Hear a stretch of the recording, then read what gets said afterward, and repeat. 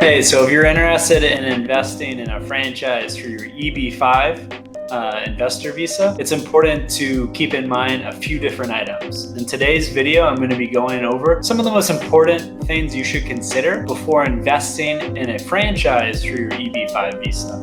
For those that aren't familiar with Visa franchise, our firm helps and find essentially franchises that are eligible for the E2 visa principally, but we also help those that are seeking other visa categories such as the EB5 visa.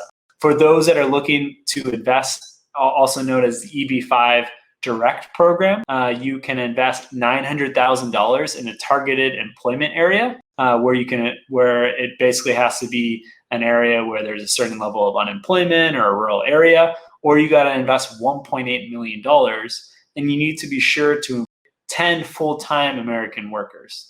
To my understanding, that's 35 hours or more. So you must maintain those positions filled, or that the vacancies for a very short period of time. Here's the problem. If you're going to invest in a franchise, what you need to be careful about is maintaining those 10 plus jobs. Right now, it's February 2021.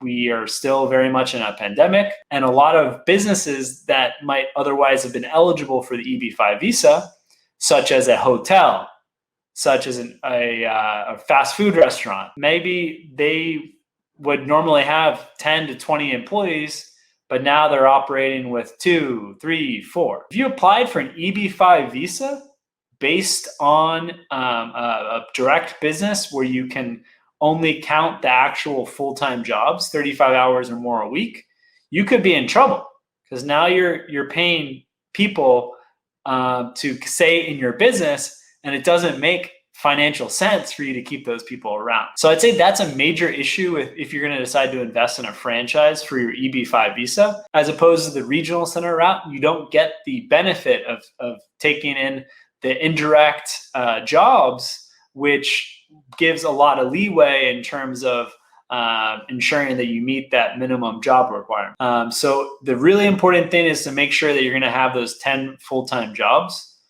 So different businesses like an urgent care clinic, for example, right now, or a preschool that you're going to open up, where for preschool, there should be 20 to 30 full-time jobs for a preschool that has 150, 200 students. For an urgent care clinic, including the doctor, medical professionals, et cetera, you should definitely have 10 plus jobs. And those haven't been so impacted by COVID. Quite the contrary, many of those that are also doing testing have had a positive outcome with COVID in the middle of what's going on with the pandemic.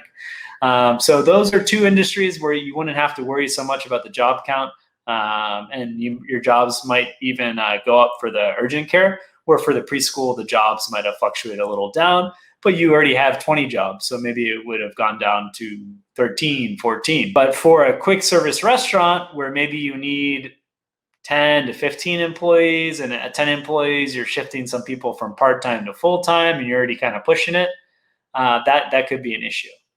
So it might make sense to invest in a couple restaurant outlets if you want to go that route. And then on the hotel side, it can be quite expensive if you want to open up a hotel that really makes sense to have 10 full-time employees, especially in the coming years. Your other option is to buy a distressed business and maintain those employees. And there's all different ways that the government calculates what a distressed business is and the requirements for maintaining that headcount. That being said, it's generally advised to as an easier alternative to start with a new business if you want to go the EB5 direct route, and make sure that you have a healthy job cushion so that you're not throwing $50,000, $100,000, $150,000 a year away, keeping on employees that it doesn't make sense to keep those employees on because your hotel occupancy is way down, or you're just doing delivery and takeout, and it doesn't really make sense to have a bunch of your full-time staff around. So those are some of the considerations on if you want to go the EB5 direct route.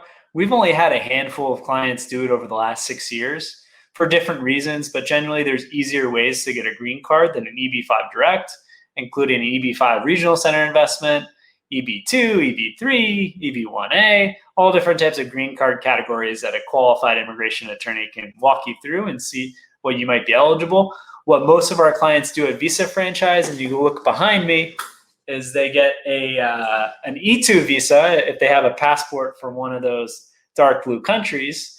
And after they're in the United States with an E2 visa, the spouse gets a job and gets a visa that way.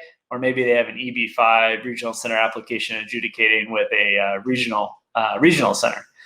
So that's a little bit about the considerations you should think about before investing in a franchise for your EB5 visa.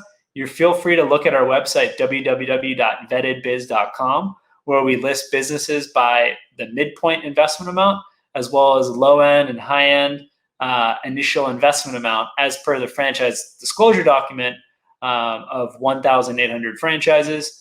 Of those 1,800 franchises, at least 100 should be eligible for the EB5 visa. Thanks for today.